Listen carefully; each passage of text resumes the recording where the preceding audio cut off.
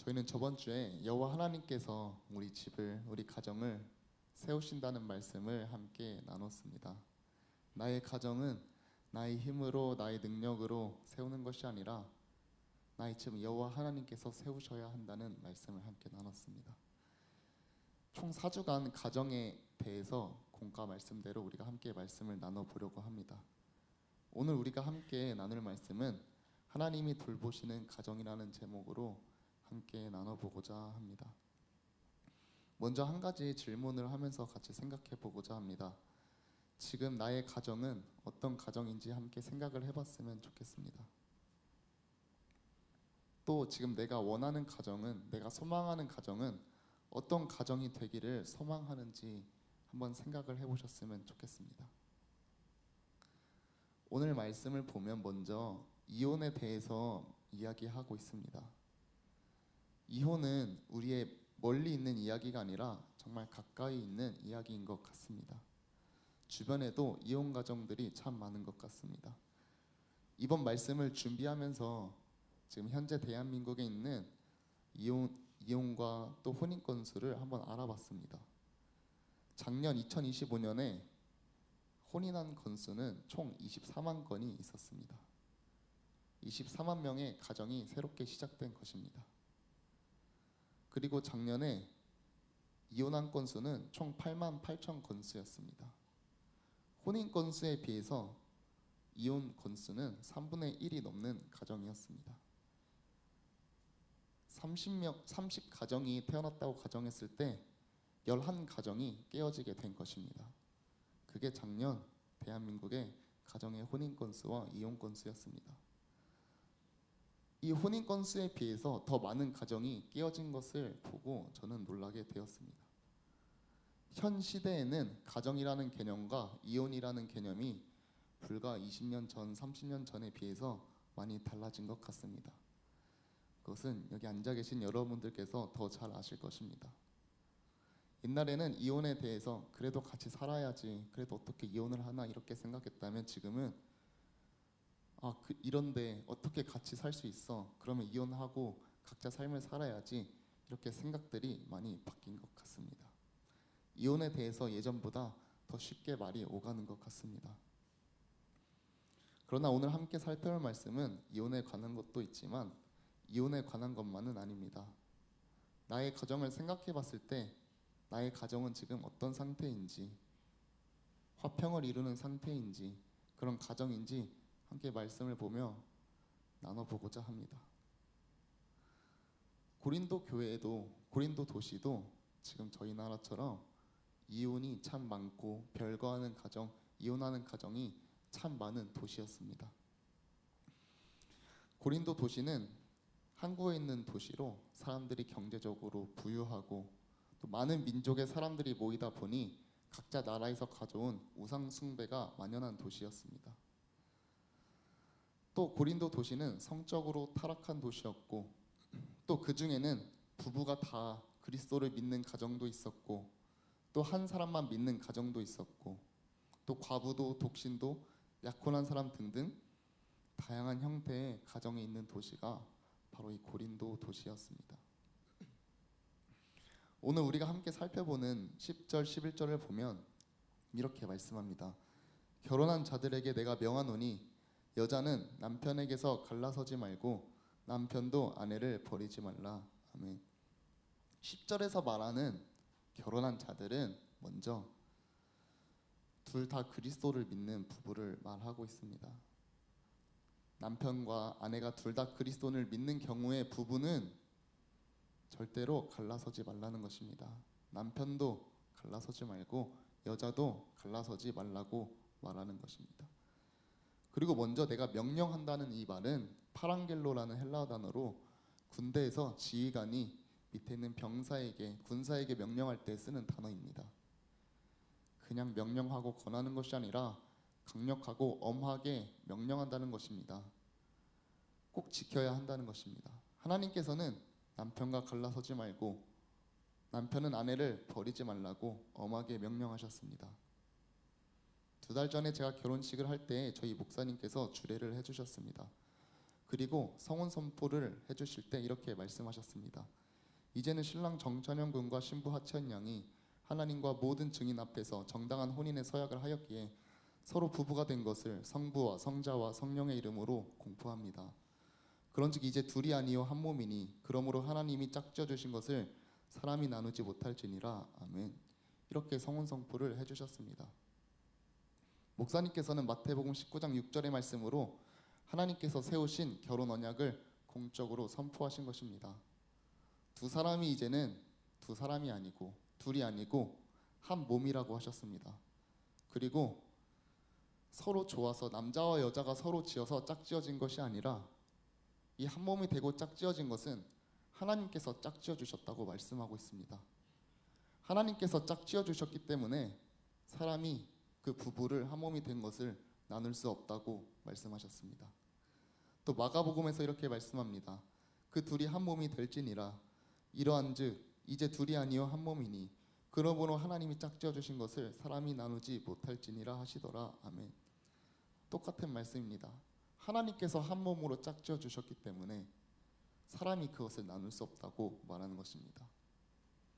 두 사람이 부부가 된 것은 두 사람이 좋아해서 만났든 어떠한 이유로 만났든 그 두 사람의 마음과 생각으로 만나서 하나가 된 것처럼 보이지만 둘이 짝지어진 것은 하나님이 하신 거라고 말씀하고 있습니다. 하나님께서 두 사람을 짝지어서 한 몸이 되게 하셨습니다. 하나님의 아름다운 언약 안에서 두 부부는 한 몸이 된 것입니다. 11절에는 예외의 말씀이 있습니다. 괄호로 된 말씀을 보면 만일 갈라섰으면 그대로 지내든지 다시 그 남편과 화합하든지 하라. 이렇게 말씀합니다. 당시 고린도 교회는 고린도 도시는 이혼이 너무나 쉬웠습니다. 그래서 별거한 사람들, 이혼한 사람들이 참 많이 있었습니다. 그런데 이 가로로 이 예외의 말씀은 갈라서도 된다. 갈라섰으면 그대로 지내라. 이렇게 하는 말씀이 아닙니다. 이 말씀의 목적은 둘이 화합하라는 것입니다. 화해하라는 것입니다. 화평을 이루라는 것입니다. 어떠한 이유로든지 별거하거나 이혼했다면 쉽게 다른 사람을 만나고 재혼하고 그렇게 하지 말라는 것입니다. 마가복음 10장 11절에서 12절을 보면 이르시되 누구든지 그 아내를 버리고 다른 데 장가드는 자는 본처에게 간음을 행함이요 또 아내가 남편을 버리고 다른 데로 시집가면 간음을 행함이니라. 아멘. 누구든지 아내를 버리고 또 남편을 버리고 다른 데로 시집가는 장가가는 사람은 간음한 자라고 말하고 있습니다. 그렇기에 잠시 별거했다면 지금 헤어져 있다면 이혼해 있다면 그대로 혼자 지내든지 다시 그 전 남편과 전 아내와 화합하라고 말씀하고 있는 것입니다. 사람의 생각으로는 둘이 별거하고 헤어질 이유들이 참 많은 것 같습니다. 두 사람이 만나서 한 부부가 되어서 한 가정에서 사는 것이 마냥 쉬운 것은 아닌 것 같습니다. 그러나 그 이유는 누가 들어도 그래 네 남편이 그러면 헤어져야지 둘이 따로 살아야지 네 아내가 그러면 그래 너 힘들겠다 어떻게 살겠어 따로 살아야겠어 이렇게 말할 수 있습니다. 그러나 하나님의 말씀은 그렇지 않습니다. 남자와 여자를 하나님께서 짝지어 주셨으니 사람이 가를 수 없다. 그리고 혹시 갈라섰다면 별거해 있다면 다시 화해하도록 해라. 이것이 하나님이 하시는 말씀의 목적입니다. 이것은 두 부부가 하나님을 믿는 예수 그리스도를 믿는 그리스도인일 때를 말하고 있는 것입니다. 12절에서 14절은 두 부부가 남편과 아내가 그리스도인이 아닐 경우 한 사람만 그리스도인일 경우를 말하고 있습니다. 12절에서 14절은 그 외의 사람들에게 말합니다. 믿는 남편과 믿지 않는 아내가 함께 살 때 아내가 남편과 함께 사는 것을 좋아한다면 아내를 버려서는 안 된다. 또 13절은 반대로 믿는 아내와 믿지 않는 남편이 함께 살 때 남편이 그 아내와 함께 살기를 원한다면 그 남편을 버려서는 안 된다고 말하고 있습니다. 당시 기독교인들은 예수님을 영접하게 되고 예수님을 믿게 된 자들은 이렇게 생각했습니다. 믿는 자들은 정결한 자들이고 믿지 않는 자들은 부정한 자들인데 같이 살아도 될까? 믿지 않는 자, 믿지 않는 남편과 아내, 그 부정한 사람과 함께 살 때 나도 부정해지지 않을까? 나도 구원을 받지 못하게 되지 않을까? 이렇게 생각했습니다. 지금 현대의 가정에서도 마찬가지입니다. 나의 남편이나 나의 아내가 예수님을 믿지 않는 경우도 많이 있습니다. 그 일은 참 괴롭고 힘든 일일 것 같습니다. 때로는 그것 때문에 갈라서야 할지, 정말 이혼을 해야 할지 고민이 될 때도 많을 것 같습니다. 예수님을 믿지 않는 사람과 함께 사는 것이 내가 곰곰이 생각해 봤을 때 나에게도 좋지 않은 영향을 줄 것 같고, 오히려 내가 더 하나님과 멀어지게 만들게 되진 않을까? 이렇게 고민이 될 수도 있습니다. 그러나 하나님께서는 오늘 말씀에서 그렇지 않다. 믿지 않는 나의 배우자가 나와 함께 사는 것을 좋아하고 원한다면 갈라서지 마라, 버리지 말라고 말씀합니다. 그 이유는 믿지 않는 남편이, 믿지 않는 아내가 믿는 남편과 아내로 말미암아 거룩하게 되고, 믿지 아니하는 아내가 남편으로 말미암아 거룩하게 된다고 말씀합니다. 고린도 교회의 사람들이 믿지 않는 배우자와 함께 있으면 나도 부정해질까? 내가 구원을 잃지 않을까? 이렇게 고민을 했습니다. 그 이유는 구약의 정결법은 부정한 것을 만지면 그 부정한 것이 나에게 전염되었습니다. 그것이 나에게 죄가 되었습니다. 시체를 만지면 부정해지고 나병 환자를 만지면 부정해지는 것이었습니다. 하나님은 이 정결법을 통해서 죄와 죽음은 하나님과 함께할 수 없다는 것을 가르치신 것입니다. 그러나 예수님이 오시고는 달라졌습니다. 예수님은 마태복음 8장 3절에서 4절을 보면 한 나병 환자가 나와 절하며 이르되 주여 원하시면 저를 깨끗하게 하실 수 있나이다 하거늘 예수께서 손을 내밀어 그에게 대시며 이르시되 내가 원하노니 깨끗함을 받으라 하시니 즉시 그의 나병이 깨끗하여진지라. 아멘. 만지면 안 되는 나병 환자를, 부정한 자라고 여기던 나병 환자를 예수님께서는 만지셨습니다. 그리고 그 나병 환자는 깨끗하여졌습니다. 누가복음 7장 15절에서는 가까이 가서 그 관에 손을 대시니 맨 자들이 서는지라. 예수께서 이르시되 청년아 내가 내게 말하노니 일어나라 하시매. 아멘. 예수님께서는 또 만지면 안 되는 부정한 시체의 관을 만지셨습니다. 구약의 정결법에 의하면 그 관은 만지면 안 됐습니다. 그러나 나병 환자의 손을 대시고 죽은 자의 시체가 있는 관에 예수님께서는 손을 대십니다. 그때 나병 환자는 병이 깨끗하여지고 죽은 시체, 죽은 자는 다시 살아나게 되었습니다. 예수님께서는 오히려 나병을 깨끗하게 하시고 죽음을 생명으로 바꿔놓으셨습니다. 예수님은 모든 죄와 죽음을 이기셨습니다. 그러니 고린도전서 7장 15절에서 바울은 믿지 않는 배우자로 인해서 나의 신앙이 무너질까, 내가 하나님과 멀어질까, 나의 구원이 깨어질까, 그런 걱정들로 배우자와 남편과 아내와 갈라서지 말라는 것입니다. 오늘 말씀은 믿지 않는 남편이 아내로 인하여 내가 부정해지는 것이 아니라 믿지 않는 배우자가 믿는 나로 말미암아 거룩하게 된다고 말씀하고 있습니다. 믿지 않는 자가 나에게 영향을 주는 것이 아니라 믿는 내가 믿지 않는 그 자에게 영향을 준다고 하는 것입니다. 이 말씀은 나의 신앙을 위해서 가정을 깨트리지 말라는 것입니다. 신앙은 가정을 깨트리려 하지 않습니다. 신앙은 가정을 화합하게 만들고 신앙은 가정을 거룩하게 만드는 것입니다. 내가 그리스도를 믿는 신자로 바로 서 있다면 더 강하게 나의 가정에, 나의 배우자에게 예수 그리스도를 보여야 합니다. 보이는 방법을 제가 소개해 보려고 합니다. 예수님처럼 더 낮은 자로 나의 남편을, 나의 아내를 섬기는 것입니다. 혹여 믿지 않는 남편이나 아내가 있을 때 그를 향해서 명령하고 그가 예수님을 믿지 못하고 하는 행동들과 말을 이해하지 못해서 화를 내고 다투고 싸우는 것이 아니라 가장 낮은 곳에서 예수님처럼 사랑의 섬김을 하는 것입니다. 내가 예수님을 믿지 못할 때, 내가 하나님께로 향하고 있지 않을 때, 내가 예수님과 반대에 서 있을 때 예수님께서 나를 위해 가장 낮은 곳에서 나를 섬기셨습니다. 내가 예수님을 믿지 못하고 예수님을 떠나 있을 때 예수님은 나를 가장 낮은 곳에서 사랑하셨습니다. 이것은 예수님이 나를 사랑하신 방식이었습니다. 예수님은 제자들의 발을 씻기셨습니다. 발을 씻기시는 것은 종들 중에서도 가장 낮은 종이 하는 천한 일이었습니다. 그러나 주님이시며 선생님이 되시며 하나님의 아들이 되신 예수님께서 자신의 제자들의 발을 씻기셨습니다. 하나님의 형상이신 예수님께서 먼저 낮은 자리에서 섬기셨습니다. 그 섬김을 받은 제자들은 가장 낮은 자리로 가서 하나님의 영혼들을 섬기는 자들이 되었습니다. 믿지 않는 가정의 배우자에게 우리가 해야 할 방식은 예수님을 닮은 거룩한 자로 바로 서 있는 것입니다.